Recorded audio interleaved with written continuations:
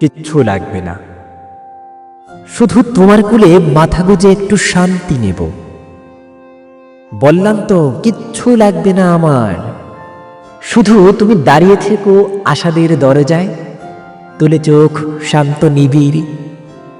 কিচ্ছু লাগবে না, শুধু তোমার কোলে মাথা গুজে একটু শান্তি নেব। সপ্তাহের শূন্যতা শেষে কখনোই বলো না যে কালকে যাই। এক একটি সপ্তাহের ফুলসিরাত সমান পাপী মন টানতে পারে না এ ভারী শরীর। তুমি প্রতিদিন আসো না কেন, আমার কিচ্ছু লাগবে না, শুধু তোমার কোলে মাথা গুজে একটু শান্তি নেব। জানি আমাকে তোমার অনেক ভারী মনে হয়, হয়তো বড় কোনো পাথর, তবুও তো পাথরেরও কান্না পায়। তার চোখের জল ছুঁয়ে যায় কত শত তৃষ্ণার্ত কলিজা, একেবারেই অজান্তে।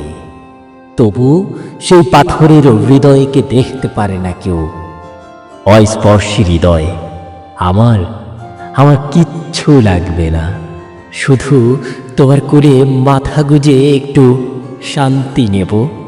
প্রিয় দর্শক শ্রোতা মণ্ডলী, আমি এতক্ষণ আবৃত্তি করেছি যমুনা টেলিভিশনের সংবাদ প্রযোজক কবি শামসুদ্দিন শিবলির লেখা আমার কিচ্ছু লাগবে না এই কবিতাটি।